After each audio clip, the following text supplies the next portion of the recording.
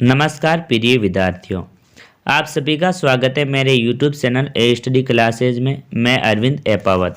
आज मैं कक्षा 8 का हिंदी विषय का अर्धवार्षिक परीक्षा 2022-23 का पेपर लेकर आया हूं। आप सभी को पता होगा कि आपकी 8 तारीख से जो आपकी अर्धवार्षिक परीक्षा है वह स्टार्ट होने वाली है। तो साथियों, उसकी दृष्टि से ये पेपर बहुत ही इम्पोर्टेंट है। मैं बिना टाइम गवाए इस पेपर को स्टार्ट करता हूँ। उससे पहले आप सभी से रिक्वेस्ट करता हूँ कि इस पेपर को ज़्यादा से ज़्यादा शेयर करें, और यदि आपने मेरे YouTube चैनल को सब्सक्राइब नहीं किया है तो सब्सक्राइब भी ज़रूर कर ले। तो साथियों, जो आपका जो पहला क्वेश्चन पूछा गया है वो है सही विकल्प का चयन करें। तो देखो, इसके अंदर का के अंदर पूछा है प्रत्युत शब्द का अर्थ है। तो आपको इसके अंदर प्रत्युत शब्द का अर्थ बताना है। अ के अंदर देखो सायंकाल, ब के अंदर प्रातःकाल, स के अंदर शीघ्र और द के अंदर दोपहर। तो इसका जो राइट आंसर है वो क्या हो जाएगा? ब ऑप्शन हो जाएगा, प्रातःकाल हो जाएगा। यहाँ पे टाइपिंग में थोड़ी सी मिस्टेक हुई है तो यहाँ पे ब ऑप्शन हो जाएगा। सेकंड क्वेश्चन है वो पूछा है आपसे, इसमें दीवाने संसार में संबंध रखते हैं।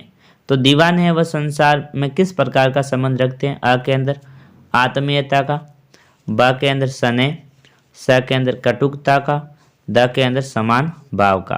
तो इसका जो राइट आंसर है वह क्या हो जाएगा विद्यार्थियों? द ऑप्शन हो जाएगा, समान भाव का रखते हैं।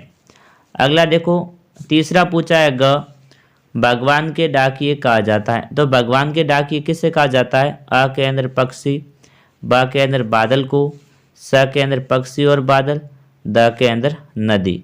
तो इसका जो राइट आंसर है वह क्या हो जाएगा? सो ऑप्शन हो जाएगा, पक्षी व बादल हो जाएगा। अगला पूछा है आपसे घ, तीसरा पूछा है भारत की पहली बोलती फिल्म के नायक थे। मतलब पहली बोलती फिल्म के हीरो कौन थे वो आपको बताना है। अ के अंदर महबूब, ब के अंदर विट्ठल और स के अंदर याकूब और द के अंदर जगदीश। तो इसका राइट आंसर क्या हो जाएगा? वो ऑप्शन हो जाएगा, विट्ठल हो जाएगा। तो ये विट्ठल थे। अगला पूछा है आपसे, सेकंड क्वेश्चन आ गया आपका, रिक्त स्थानों की पूर्ति कीजिए, खाली जगह। साथियों, एक बात आप सभी को बता देता हूं, यदि आप इन्हीं पेपरों की PDF प्राप्त करना चाहते हैं तो मेरे वीडियो के डिस्क्रिप्शन में टेलीग्राम चैनल का लिंक दिया हुआ है, उससे आप ज़रूर जुड़ जाए। वहां पर आपको सभी पेपरों की PDF भी मिलेगी। तो देखो, पहली खाली जगह पूछी है पक्षियों की आंखों पर हैं। तो पक्षियों की आंखों पर क्या है साथियों? तो इसका आंसर देखो, यहाँ पे पीछे बताया गया है तीव्रता। इस खाली जगह के अंदर क्या जाएगा? पक्षियों की आंखों पर तीव्रता है। देखो, सेकंड खाली जगह है दुनिया का तमाम साहित्य पर केंद्रित है। तो जो दुनिया का तमाम साहित्य है वो किसके ऊपर केंद्रित है? पत्रों पर है। किसके ऊपर है? तो इस खाली जगह के अंदर आ जाएगा पत्रों पर। अगला है बस को देखा तो उम्र पड़ी। तो बस को देखा तो क्या उम्र पड़ी थी साथियों? सरदा उम्र पड़ी थी। तो इसके अंदर खाली जगह के अंदर आ जाएगा सरदा। ग पूछा है गांव में मेरा का समय अधिकतर बदलू के पास बीतता था। तो यहाँ पे गांव में मेरा दोपहर का समय, कौन सा समय यहाँ पे देखो बताया गया आपको, दोपहर का समय वो किसके पास बदलता था? तो बदलू चाचा के पास रहता था। अगला जो देखो तीसरा क्वेश्चन पूछा है, अब आपके जो छोटे छोटे क्वेश्चन आ गए तो इनके सभी प्रश्नों के उत्तर भी बताए गए हैं, साथ में आप जरूर अंत तक वीडियो को देखें। अनंत से मिलने से क्या अभिप्राय है? तो देखो, इसका उत्तर दिया गया है अदृश्य परमात्मा से मिलना। मतलब अपनी आत्मा है उसको परमात्मा से मिलाना ही इसके अंदर बताया गया है। चौथा क्वेश्चन पूछा है बल्लू ने अपनी गाय क्यों बेच दी थी? तो देखो, धंधा ठप हो जाने से बल्लू ने अपनी गाय को बेच दिया था, क्योंकि बल्लू है जो लाख की चूड़िया का काम करता था। धीरे धीरे कांच का जमाना आ गया तो उसकी चूड़िया वो बेचना बंद हो गई, इसलिए उसको अपनी गाय भी बेचनी पड़ी। अगला क्वेश्चन आपसे पूछा है पांचवा है दीवानों के जीवन का लक्ष्य क्या था? तो देखो, यहाँ पे उत्तर भी बताया गया, इनका लक्ष्य देश की आज़ादी के लिए अपने जीवन का समर्पण करना है। अगला क्वेश्चन है छठा पूछा है आपसे कविवर रविंद्रनाथ ठाकुर ने भगवान से क्या प्रार्थना की थी? तो देखो, यहाँ पे उत्तर बताया गया, हे प्रभु मुझे ऐसी शक्ति दो कि मैं तुम्हारे ऊपर संदेह ना करूं। तो रविंद्रनाथ ठाकुर ने क्या कहा था, भगवान से प्रार्थना की थी, हे भगवान मुझे ऐसी शक्ति देना कि मैं कभी भी तुम्हारे ऊपर कोई भी किसी भी बात का संदेह न करूं। अगला क्वेश्चन पूछा है आपसे, 7वां पूछा है, निम्नलिखित पंक्तियों का भाव स्पष्ट कीजिए। तो देखो यहाँ पे 2 पंक्तियां दी गई, उनका आपको भाव बताना है।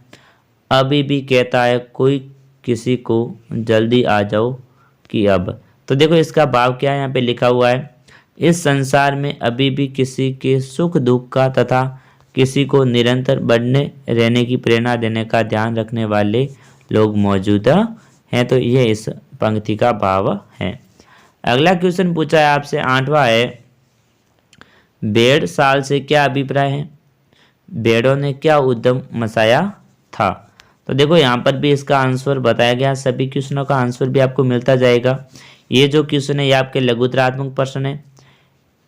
एक को देखकर सभी वैसा करने लगी, दिन भर की भूखी भेड़ें दाने का सूप देखकर उस पर लिपट पड़ी।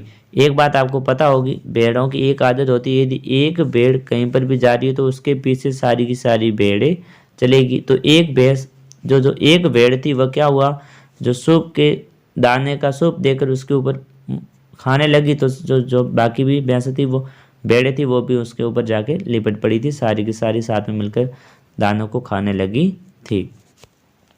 अगला क्वेश्चन पूछा है आपसे, 9वां, सिनेमा ने बोलना सीखा का क्या अभिप्राय है। इसका आंसर है, इसका अभिप्राय है कि पहले मुख्य फिल्मों में आवाज़ सुनाई नहीं देती थी, पर अब कलाकारों को वास्ते बोलते और गाते देखा जा सकता है। तो प्राचीन समय में क्या होता, सिर्फ फिल्म चलती थी, कोई आवाज़ वगैरह नहीं आ रही थी। तो अब आपने देखा ही होगा, आप भी घर पे टीवी वगैरह मोबाइल में देखते हैं, आजकल की जो फिल्म है, जो भी वीडियो कॉमेडी, उसके अंदर पता है ना आजकल आवाज़ें आती है। तो प्राचीन समय में ये लगभग मेरे हिसाब से 2000 या 1998-99 के अंदर पहली बोलती फिल्म बनी थी।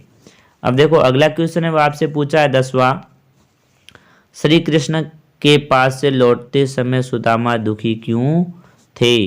तो देखो इसका आंसर है, सुदामा इसलिए दुखी थे क्योंकि श्री कृष्ण ने उनकी खातिरदारी तो खूब की थी, लेकिन उनकी आशा के अनुसार कृष्ण ने सहायता तो नहीं की थी, खाली हाथ लौटता दिया था। इसीलिए जो सुदामा थे वो थोड़े से दुखी थे। 11वां क्वेश्चन पूछा है आपसे, संज्ञा व सर्वनाम की परिभाषा लिखिए। तो देखो साथियों, संज्ञा की परिभाषा है, जिस शब्द से किसी वस्तु, व्यक्ति, स्थान अथवा गुण आदि का नाम मालूम हो उसे संज्ञा कहते हैं। संज्ञा कहते हैं, ये 3 प्रकार की होती है, व्यक्तिवाचक संज्ञा, जातिवाचक संज्ञा और भाववाचक संज्ञा। तो साथियों ये तो थी संज्ञा की परिभाषा। अगला जो देखो पूछा गया आपसे, सर्वनाम। तो संज्ञा के स्थान पर प्रयुक्त होने वाले शब्दों को सर्वनाम कहते हैं। ये 6 प्रकार के होते हैं, पुरुषवाचक, निश्चयवाचक, अनिश्चयवाचक, संबंधवाचक, प्रश्नवाचक और निजवाचक होते हैं। अगला क्वेश्चन आपसे पूछा है 12वां है, निम्न के पर्यायवाची शब्द लिखे। तो इसके अंदर आपको पर्यायवाची शब्द बताने हैं इनके, अग्नि, आकाश, घर और जल के। तो देखो साथियों, अग्नि का जो पर्यायवाची शब्द है आग, अनल, पावक, आकाश के व नभ, व्योम, अंबर, गगन, घर के निकेत, आवास, आली, गरे, और जल के आपको पता ही होंगे, पानी है, नीर है, वारी है, तोय है, ये सारे के सारे जल के पर्यायवाची शब्द हैं। अगला क्वेश्चन है 13वां है, मुहावरे का अर्थ लिखिए। तो इसके अंदर आपको मुहावरे का अर्थ बताना है। दबे पाव लौटना, हाथ काटना। तो देखो दबे पाव लौटने मुहावरे का अर्थ है शुभ साफ वापस आना, और हाथ काटने का है बेरोजगारों का, बेरोजगार क्या हो जाएगा, बेरोजगार हो जाएगा। अब देखो अगला क्वेश्चन पूछा आपसे 14वां, आपने 8वीं कक्षा उत्तीर्ण कर ली है तथा 9वीं कक्षा में प्रवेश लेना चाहते हैं, अपने विद्यालय के प्रधानाध्यापक जी को स्थानांतरण प्रमाण पत्र हेतु प्रार्थना पत्र लिखिए। तो साथियों ये जो क्वेश्चन है आपको 100% आपको एग्जाम मिलेगा, द्वादशी के अंदर टीसी के ऊपर एप्लीकेशन है। तो देखो यहाँ पर मैंने पूरी की पूरी बताई गई है, जो आपकी जो किताबें उसी में से ली गई है। देखो यहाँ पे लिखा हुआ, सेवा में श्रीमान प्रधानाध्यापक महोदय, राजकीय उच्च माध्यमिक विद्यालय गुमानपुरा कोटा, तो विषय टीसी प्राप्त करने हेतु प्रार्थना पत्र। तो देखो आगे भी इसमें पूरा वर्णन किया गया है। महोदय, निवेदन है कि मैंने आपके विद्यालय से 8वीं कक्षा उत्तीर्ण कर ली और अब मैं 9वीं कक्षा में अन्य विद्यालय में प्रवेश लेना चाहता हूँ। इसके लिए मुझे टीसी शाला स्थानांतरण प्रमाण पत्र की आवश्यकता है। अतः आपसे प्रार्थना है कि मुझे टीसी प्रदान करने की कृपया करावें। फिर भी आपका जो नाम है वह नाम, जो भी प्रश्न में दिया हुआ होगा वह नाम लिखना है, जो भी डेट है वो आपको लिखनी होगी। अगला जो अंतिम क्वेश्चन है साथियों वो है निबंधी होता है, आपको पता ही है। निम्नलिखित में से किसी एक पर निबंध लिखिए। तो आपको इसमें से किसी एक के ऊपर निबंध लिखना है। वायु प्रदूषण, जल संरक्षण, होली या स्वतंत्र दिवस। तो साथियों यह था आज का हिंदी विषय का अर्धवार्षिक परीक्षा का पेपर। ये पेपर बहुत ही इंपॉर्टेंट है, एक बार आप इसे ज़रूर ध्यान से पढ़ लें, क्योंकि ये पेपर जिन्होंने याद कर लिया उनके नंबर है वो सबसे अच्छे ही आएंगे, यही मेरी कामना रहती है। धन्यवाद साथियों, जय हिंद, जय भारत। और मेरे यूट्यूब चैनल को सब्सक्राइब करना तो बिल्कुल भी ना भूलें।